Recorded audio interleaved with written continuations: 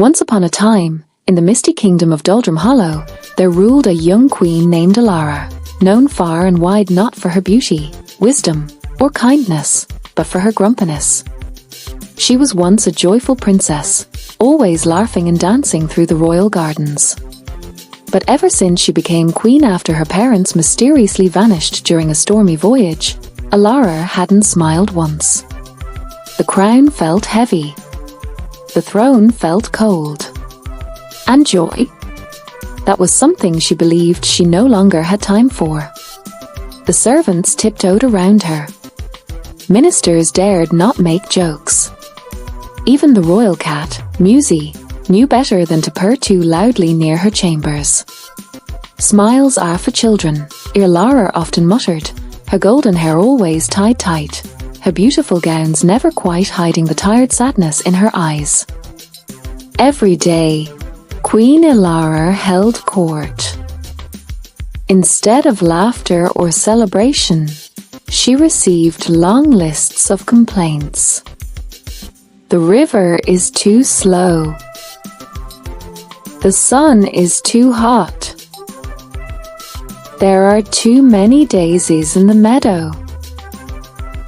Elara only frowned deeper. Remove the daisies, she ordered once.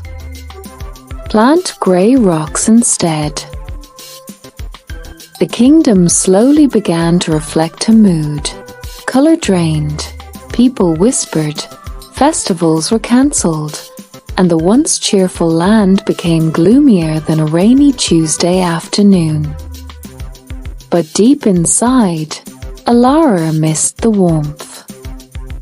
She missed giggling by the fire with her parents, storytelling in the moonlight, and the feeling of being free. One gloomy morning, as fog hugged the palace like a wet blanket, a strange woman appeared at the gates. She was old, wrapped in layers of colorful silk, her eyes twinkling like stars. She introduced herself as Nona, a traveling storyteller. I wish to perform for Her Majesty, as she said, bowing. Her Majesty does not like stories, replied the guard. But her heart does, and Nona whispered. Against all protocol, she was allowed in. That afternoon, as Queen Elara slumped on her velvet throne, Nona began weaving tales of brave owls, dancing fish, and laughing stones. Elara didn't smile, but she listened. Before leaving, Nona handed her a glowing necklace with a blue crystal shaped like a teardrop. This is the necklace of Heartlight, and Nona said. It will only shine for those who seek joy, even when they've forgotten how. That night, as Elara sat alone brushing her golden hair, she noticed the necklace pulsing softly with light. I didn't ask for this, as she said aloud. But something inside her stirred. She placed it around her neck. The moment it touched her skin, a tiny giggle, not even loud enough to hear, echoed in her chest. The next morning, the grey rocks in the royal garden had tiny daisies growing between them. No one knew how. Elara blinked at them. Strange. And the necklace glowed just a little brighter. Over the next few days, changes began happening across the kingdom. The fountains started singing lullabies. The crows in the trees began mimicking trumpet sounds. The marketplace stalls sold laughing bread that giggled when broken. Elara was suspicious. What nonsense is this? but deep inside, her heart fluttered.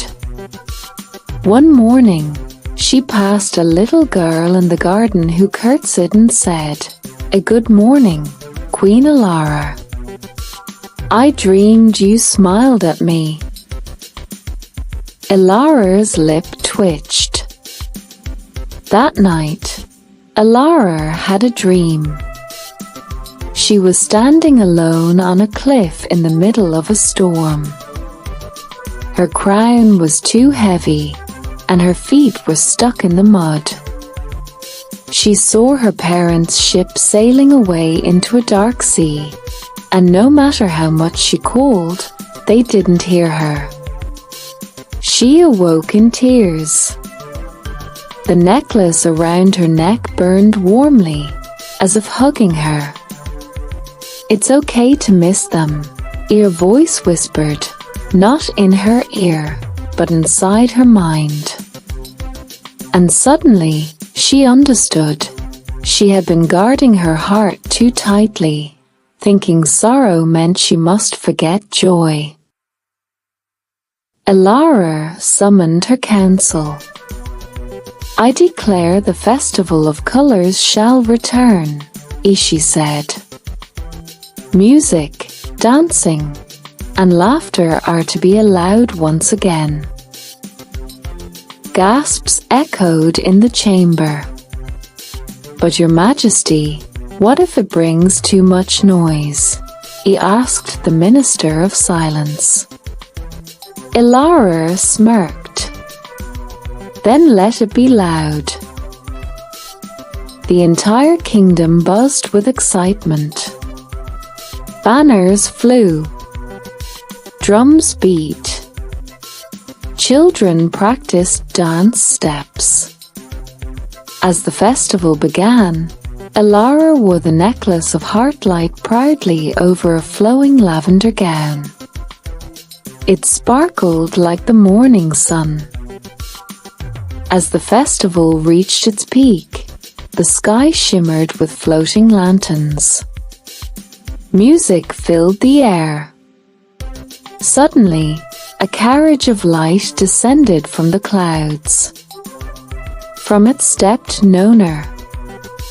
"You've done well, Grumpy Queen," she said with a wink. "I'm not grumpy," Elara replied, half laughing. "Not anymore," and Nona smiled. "The necklace has served its purpose. But you can keep it. Its magic now lives within you." Before disappearing again, Nona handed Elara a small scroll. Stories are meant to be shared. The next day, Elara opened the royal library for all children in the kingdom. Storybooks from every land lined the shelves. She even wrote her own tales under the name of the Grumpy Queen who learned to smile. Children adored her. Artists painted her smiling face on walls, and parents told bedtime stories about the day their queen made the rain laugh. Elara still had grumpy days. Everyone does. But now, her heart knew how to find light again. And every time she wore the necklace, it reminded her, feelings are meant to be felt, not hidden. Years later, the kingdom of Doldrum Hollow became known as Heartlight Hollow.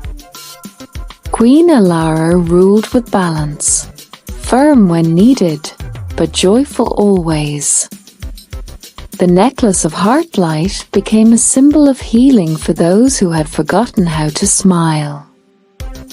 And every spring, on the same day the old storyteller arrived, the people celebrated the festival of laughter, a day where even the grumpiest person had to laugh at least once. And somewhere, among the floating lanterns and giggling fountains, The soft sound of Elara's true laugh always echoed. Not just a queen, not just a girl, but a whole heart, glowing again.